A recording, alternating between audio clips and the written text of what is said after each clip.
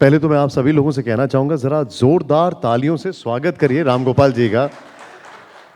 बहुत senior leader हैं और लखनऊ की तहजीब की तो बात ही कुछ और है। लेकिन रामगोपाल जी, ये बात तो सही है ना कि यूपी में साइकिल कोई भी चलाए, चलाने का तरीका आप ही बताते हैं।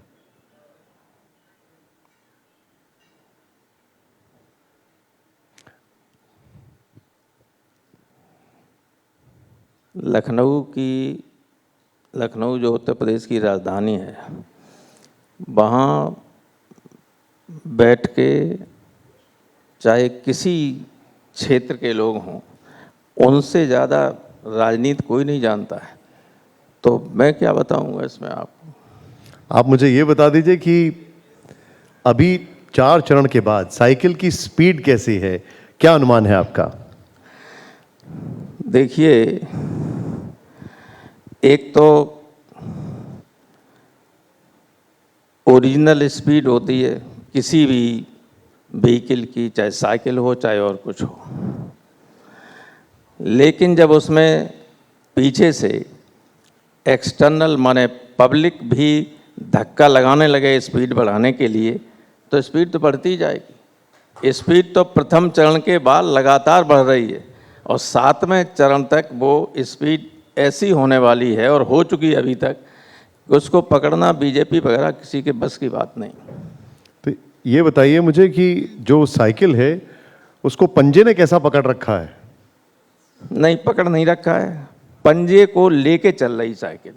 पंजे को लेकर चल रही है साइकिल। बीजेपी कह रही है कि पहले 4 चरण में ही 270 वो पार कर चुके हैं, अब 400 की ओर बढ़ रहे हैं। बीजेपी कह रही जी, उन्हें ये पूछिए कि पहले 4 चरण में उत्तर प्रदेश में कहाँ कहाँ खाता खुल रहा है। बीजेपी का परंपरागत वोट जो है बड़े पैमाने पर अंदर से जो नाराज है, उसकी वजह से या तो उसने समाजवादी पार्टी और कांग्रेस को वोट किया या वोट डालने नहीं गया। तो बीजेपी का कहीं पैर टिक नहीं रहा है। क्यों अब लगता है? केवल बातों तक ही सीमित है बीजेपी। क्यों लगता है आपको कि परंपरागत वोट जो है वो नाराज है? परंपरागत खुलेआम नाराज। उन लोगों ने जो वोट डाल चुके हैं वो हमसे कह रहे हैं कि बिना मांगे वोट दे रहा हूं मैं, और दिया है। तो वो जो वोट परसेंटेज कम हो रहा है वो बीजेपी का मतदाता है जो नहीं गया है? यस, ऑफ कोर्स, सिर्फ बीजेपी का, और तो सब उत्साह में वोट डाल रहे हैं। लेकिन तो एक बात बताइए, फिर केरल में कम क्यों हुआ, तमिलनाडु में क्यों कम हुआ, खजुराहो में क्यों कम हुआ? केरल में भी तो वोट परसेंटेज कम हुआ, तमिलनाडु में भी कम हुआ। देखिए, सबसे ज्यादा जो जुल्म और जाति बीजेपी की सरकारें कर रही हैं वो उत्तर भारत में ही की, इसलिए वहां होगा कम। नहीं, लेकिन जिन सीटों पर बीजेपी नहीं लड़ रही है वहां पर भी कम मतदान हो रहा है। वो तो स्थानीय कुछ बातें हो सकती हैं, लेकिन मैं यहाँ आपको ग्राउंड रियलिटी बता रहा हूँ। मैं तो गया हूँ, हजारों जगह गया हूँ, गांव में गया हूँ, नीचे से लेकर ऊपर तक लोगों से बातें की हैं। उन लोगों से ही मैं तो जाता हूँ जो बीजेपी के लोग हों, हमेशा जाता हूँ। मेरा तो ये मानना है कि कोई ऐसा व्यक्ति नहीं होता है जिसको हम मौका ये दें कि वो ये कहे कि हमसे वोट नहीं मांगा था। हमारे लोग जाते हैं जगह। पहले जो रुख हुआ करता था उसमें और अब जो रुख है उसमें जमीन आसमान का अंतर है। हमने देखा कि कई बार इस दौरान सपा की तरफ से आरोप लगे, जैसे पोस्टल बैलेट पर सवाल उठे, कहा गया कि मुस्लिम बहुल इलाकों में वोट नहीं डालने दिया गया। ऐसा है क्या? कुछ जगहों पे हो सकता है और कुछ जगहों पे पुलिस ने किया है, थोड़ा बहुत किया, ज्यादा नहीं किया है, मगर किया है ऐसा। किया है। और बीजेपी कहती है कि सपा हार के बहाने ढूंढ रही है। सपा हार के बहाने ढूंढ रही है? नहीं, कोई हार के बहाने नहीं ढूंढ रहा। हार के बहाने कौन? बीजेपी तो हार रही है, अब तलाश रही है। जैसे कन्नौज में बीजेपी का उम्मीदवार जो सिटिंग एमपी है वो कह रहा है पुलिस मदद कर रही थी अखिलेश की। तो जो हम लोग नहीं कर रहे, हमने तो कहा नहीं है। मैं जानता हूँ एक आध जगह थाने आनेदार करते रहते, उससे इतने बड़ी कॉन्स्टिट्यूंसी में कोई ज़्यादा फर्क नहीं पड़ने वाला होता है।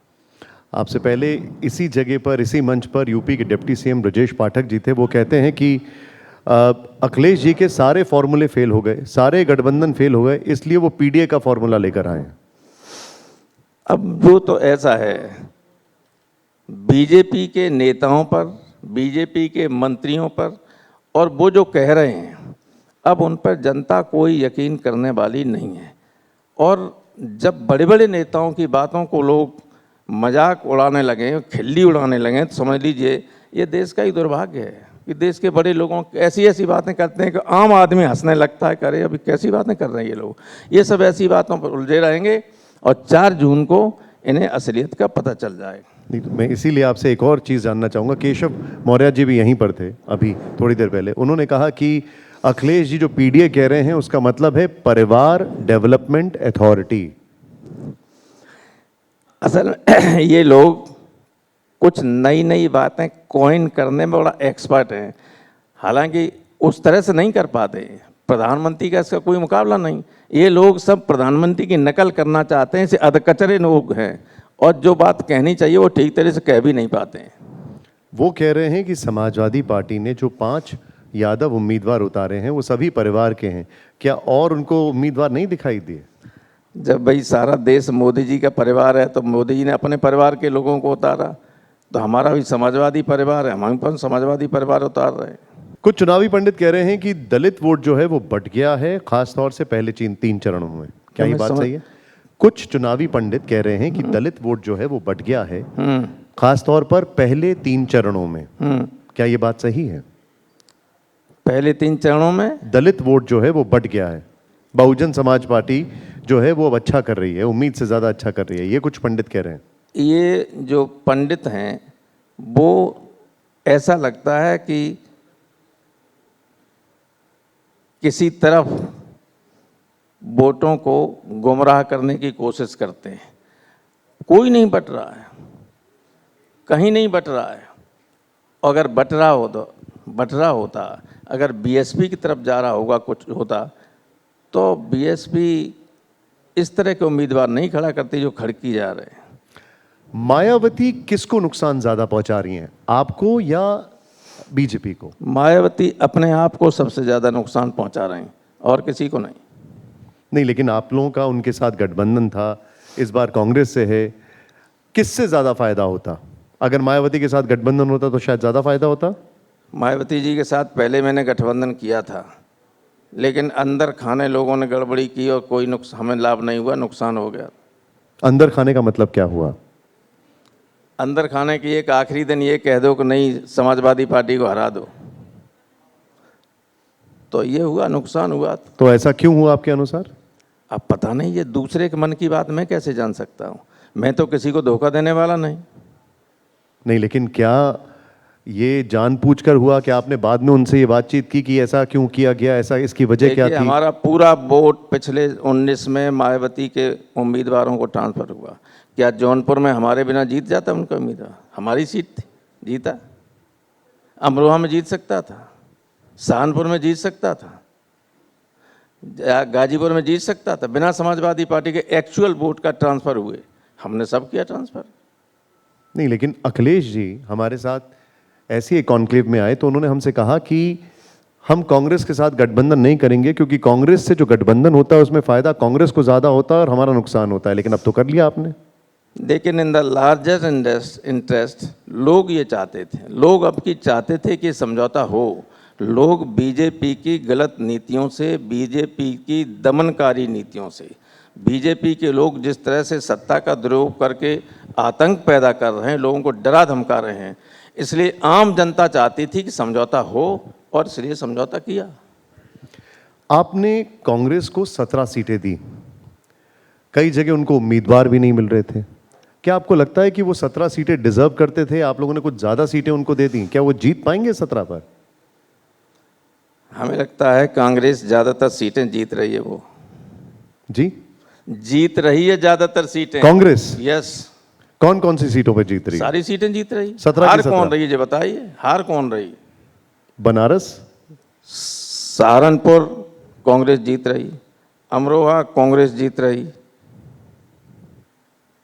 लेकिन अखिलेश जी ये कहते हैं कि सिर्फ एक बनारस को छोड़कर, हालांकि वो उसको क्योटो बोलते हैं, उसको छोड़कर हम 79 सीट पर जीत रहे हैं और आप कह रहे हैं कांग्रेस सारी जीत रही है, तो बनारस तो हार रही है ना? अब एक्सेप्शंस आर एवरीवेयर। तो बनारस एक्सेप्शन है? देखिए कुछ भी हो सकता है, कौन जानता था 77 में इंदिरा गांधी हार जाएंगी? वही स्थिति पैदा हो रही है इस देश में, वही स्थिति। ये जो आप लोग बार बार कह रहे हैं कि एक बड़ी स्थिति पैदा हो रही है, एक नीचे अंडर करंट हो रहा है, इसका आधार क्या है? किस बेसिस पर आप ये कह रहे हैं कि ये बड़ी स्थिति पैदा हो रही है, ये अंडर करंट है? कैसे? इमरजेंसी से बुरी स्थिति है। ऐसा इमरजेंसी में केवल लोगों को जेल डाला गया था और जिस दिन इमरजेंसी उठी उस दिन सब लोग बाहर थे, किसी के खिलाफ कोई मुकदमा नहीं था, किसी के खिलाफ कोई मुकदमा नहीं था। अब तो मुकदमे ऐसे हैं, कुछ नहीं अपराध किया लेकिन आजीवन कारावास और मृत्युदंड की सजा हो सकती है। ये तब तो था नहीं। तब तो जिस दिन इंदिरा जी ने इमरजेंसी हटाई उस दिन सब लोग बाहर चुनाव लड़े और इंदिरा जी को हरा दिया जनता ने। उससे खराब माहौल देश में है, जनता में के मन में है। जनता मुक्ति चाहती है बीजेपी से, ये आतंक नहीं चाहती। कुछ लोग ये कह रहे हैं कि मायावती जी के साथ अखिलेश जी ने गुपचुप गठबंधन किया है। मायावती ने पल्लवी पटेल के साथ गठबंधन नहीं किया, बदले में अखिलेश यादव ने चंद्रशेखर आजाद को गठबंधन से बाहर कर दिया। ये आप अखिलेश और मायावती जी से पूछिए। अगर गुपचुप गठबंधन हुआ तो मैं कैसे जवाब दे सकता हूँ? आप तो सब जानते हैं। मेरी जानकारी में कुछ नहीं है ऐसा। ये चर्चा है कि मायावती ने बीजेपी के कहने पर आकाश आनंद की रैलियां जो हैं वो बंद कर दी, उन्हें अपरिपक्व कह दिया, उत्तराधिकारी का जो तमगा है उससे भी दूर कर दिया। लोगों का परसेप्शन यही है। आपका परसेप्शन क्या है? मेरा भी यही है, ऐसा ही लगता है मुझे। क्योंकि जो आकाश ने कहा, भाषा वो वैसी हो सकती है थोड़ी सी इमेच्योरिटी की वजह से, लेकिन जो कहा वो बिल्कुल सेंसिबल बात थी, कुछ गलत नहीं था। बहन जी को उसको पद से नहीं हटाना चाहिए था। कोई भी राजनीति में आता थोड़ा बहुत गलती शुरू में हो सकती है और बिना गलती किए आगे कैसे बढ़ेगा, वो सीखेगा कैसे? आपने उसको पीछे हटा दिया, ये गलत बात थी। हालांकि उनके परिवार का अमला भतीजा है, मुझे नहीं कहना चाहिए, लेकिन आम लोगों को ऐसा कहना है कि बहन जी को ये नहीं करना चाहिए था। लेकिन आपने कहा कि आपको भी ऐसा लगता है कि मायावती ने बीजेपी के कहने पर यह किया, तो फिर क्या मायावती और बीजेपी साथ हैं? अपनी बात मेरे मुंह मत डालो। नहीं, आपने खुद बोला, मैंने नहीं बोला, आपने कहा ये अभी। चलिए आगे बढ़िए। क्या आपको आकाश आनंद, आपको भी ऐसा लगता है कि इमेच्योर हैं, अपरिपक्व हैं? नहीं, जो भाषा उनकी थी वो ठीक नहीं थी। उसके आधार पर इन्फ्लुएंस लगा सकते हैं हम, इमेच्योर तो नहीं कहना चाहिए, लेकिन वो भाषा ठीक नहीं थी। जौनपुर सीट की बहुत ज़्यादा चर्चा हो रही है। चुनावी पंडित कहते हैं कि कुछ दिन पहले तक वहाँ समाजवादी पार्टी आगे चल रही थी, लेकिन धनंजय सिंह ने पलटी मारने के बाद साइकिल की जो रफ्तार है वो धीमी हो गई है। कहाँ? जौनपुर में? जौनपुर की बात कर। लोग धनंजय सिंह को समझ ही नहीं सकते। जो कहते हैं they are living in fool's paradise. आप जरा समझा दीजिए। धनंजय सिंह का सारा वोट समाजवादी पार्टी को जाएगा। जिस तरीके से धनंजय सिंह को विड्रॉ करने के लिए व्यवस्था किया गया, nobody can support BJP, nobody. Dhananjay Singh की बात छोड़िए, उनकी जगह कोई और होता वो भी सपोर्ट नहीं कर सकता। आप जबरदस्ती सत्ता के बल पर किसी को कहो कि विड्रॉ करो वरना तुम्हें ऐसा कर देंगे, तो वोट दे देगा वो। अब वो दे भी दे, उसके समर्थक नहीं दे सकते। वोट तो एक आदमी का एक वोट होता है। यानी जो धनंजय के समर्थक हैं वो सब सपा की तरफ जाएंगे? वो सब बाबू सिंह कुशवाहा को वोट करेंगे, एवरीबडी। और बाबू सिंह कुशवाहा बड़े मार्जिन से चुनाव जीतने जा रहे हैं। वो बम्बई से आके यहाँ लड़ रहे, तो जीत थोड़ी सकते।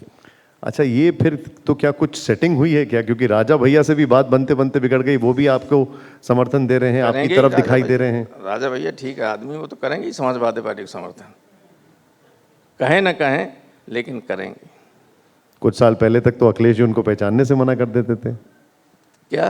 कुछ साल पहले तक अखिलेश जी उनको पहचानने से मना कर देते थे। अरे ये राजनीति है भाई, समय के साथ बदलती है, समय के साथ चलती है। अयोध्या का राम मंदिर आपको कैसा लगा? अयोध्या का राम मंदिर पूरा बना ही नहीं,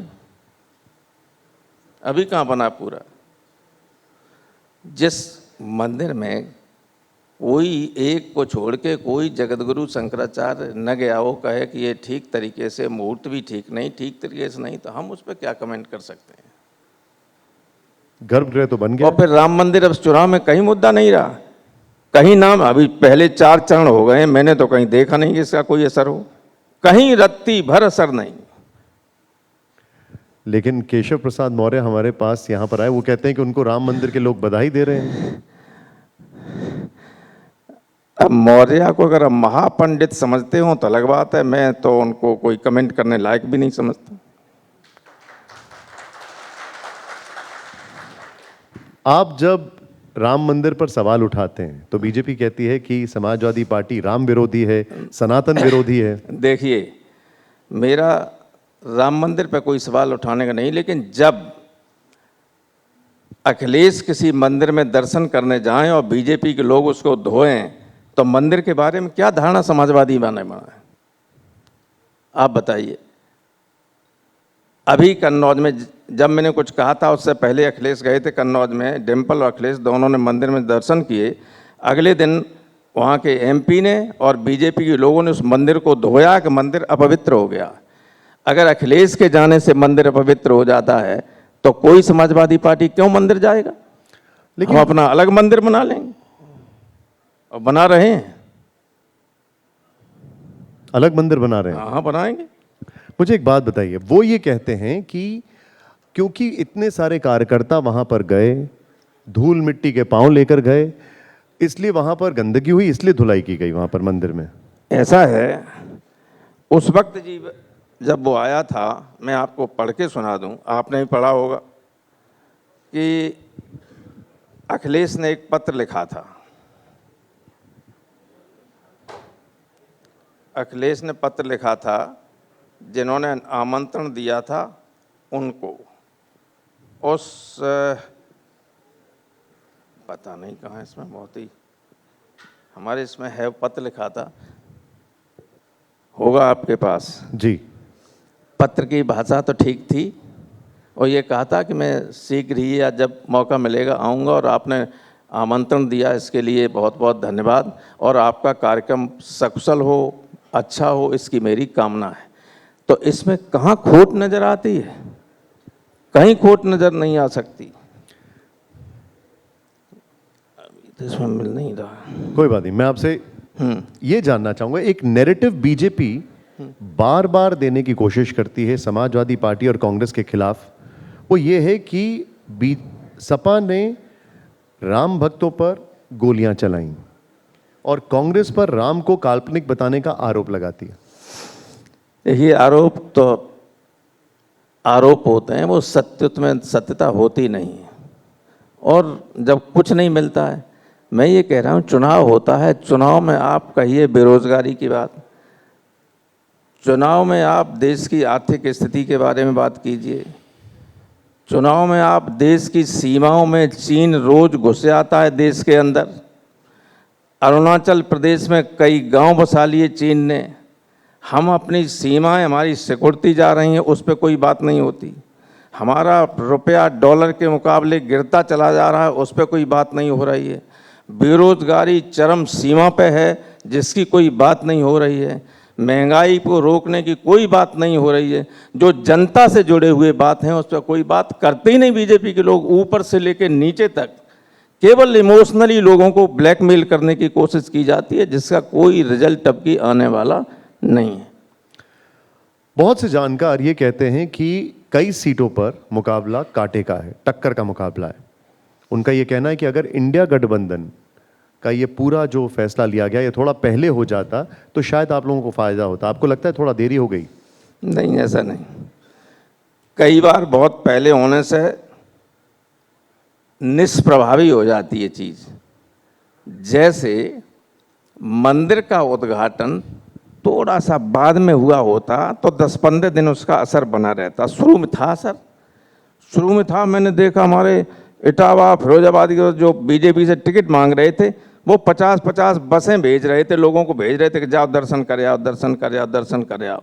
और वो सारी स्थिति खत्म हो गई, तब तक वो भाप निकल गई, स्टीम। तो अगर पहले हो गया होता तो जो स्टीम निकल जाती।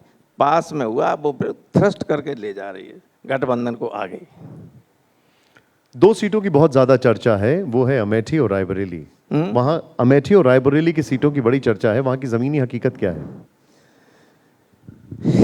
देखिए, अमेठी और रायबरेली में अब की बार कोई समस्या नहीं, कोई समस्या नहीं। अमेठी और रायबरेली दोनों में समाजवादी पार्टी का जो वोट है वो बहुत ज़्यादा है, बहुत ज़्यादा है। और वो जब कांग्रेस को मदद कर रहा है तो फिर वहाँ कोई चुनाव बचता नहीं है, चाहे वो स्मृति ईरानी हो, चाहे और कोई बड़ा उनका नेता हो, कोई टिक ही नहीं पाएगा वहाँ कांग्रेस के सामने। लेकिन राकेश सिंह और मनोज पांडे का क्या करेंगे? आपके दो खिलाड़ी तो उस टीम से खेल रहे हैं। इनको जनता ने रिजेक्ट कर दिया, इनको इनके जिस शब्दों का प्रयोग करते हैं वो यहाँ मैं कर ही नहीं सकता हूँ। देखिए, अमेठी और रायबरेली में ये तो एक फैक्ट है कि बगैर आपके समर्थन के गांधी परिवार जीत ही नहीं सकता। लेकिन पिछली बार क्या हो गया था अमेठी में? नहीं, अब की ऐसा है कि कुछ लोग धोखा दे गए, उन्हीं के बनाए हुए तो हैं ही। जो उनके खिलाफ लड़ रहा है वहाँ से, वो क्या था? वो तो उन्हीं के थे, उन्हीं ने एमएलसी बनाया था पहले, तो अब है। लेकिन जो ये अब की चला है पीडीए वाला ना, वही तो वोट है वहाँ, उसने हमेशा सपोर्ट किया उनका। थोड़ा सा की डेंट करने की कोशिश करने वाले थे ये लोग, तो इन्होंने उसको और क्लियर कर दिया, तो अब और ज़्यादा मजबूती हो गई वहाँ। चाहे राहुल गांधी लड़ रहे हैं, चाहे उनका और दूसरा आदमी लड़ा हुआ अमेठी से, बहुत ज़बरदस्त समर्थन। राहुल जी ने रायबरेली से फैसला किया लड़ने का। आपको लगता है कि अगर अमेठी से चुनाव लड़ते तो एक अलग ही जोश आ जाता चुनाव में? अब ये उनका सोच था कि क्यों उन्होंने क्षेत्र बदला, लेकिन जो भी हो वहाँ कांग्रेस को कोई खतरा नहीं दोनों सीटों पे। आपकी निजी राय क्या है इसमें? मेरी निजी राय अपनी, अब क्या बताऊँ, मैं तो चाहता था कि राहुल गांधी अमेठी से ही लड़ें और स्मृति ईरानी को लाखों वोट से हराएं, लेकिन वो लड़े रायबरेली से। दोनों उनको जो मुझे ऐसा लगता है कि राहुल जी ने ये सोचा होगा कि मैं अपने किसी दूसरे कार्यकर्ता से ही स्मृति को हरा दें। आपको लगता है केएल शर्मा हरा पाएंगे? क्योंकि बीजेपी कह रही है कि वॉकओवर दे दिया है। बीजेपी की किसी बात पे देश की जनता को अब यकीन ही नहीं, चाहे वो सत्य हो तब भी। इतना असत्य बोल चुके हैं कि उसमें सत्य भी छुप जाता है, इसलिए उसका कोई मतलब नहीं रहता। तो बीजेपी के एक और चीज़ जानना चाहूँगा मैं आपसे, और बहुत सारे सेफोलॉजिस्ट कह रहे हैं कि यूपी में मुकाबला 20 सीटों का है बस, बाकी सब बीजेपी के खाते में जा रही है। बीजेपी खाते में देखिए कितनी सीट जाती हैं ये तो समय बताएगा, लेकिन मेरी नज़र में स्थिति बीजेपी की बहुत ख़राब है। प्रचार नहीं कर पा रहे लोग, प्रचार बीजेपी के नेताओं को दिखाते हैं कि हम जा रहे हैं, गांव में नहीं जा पा रहे हैं, लोगों के सवालों का जवाब नहीं दे पा रहे हैं बीजेपी के लोग। कहीं भी छुप छुप के अपने नेताओं के पास चले जाते हैं, आज इतने गांव में गया, इतने लोगों से मिला, उनने ऐसा कहा, उन्होंने ऐसा कहा।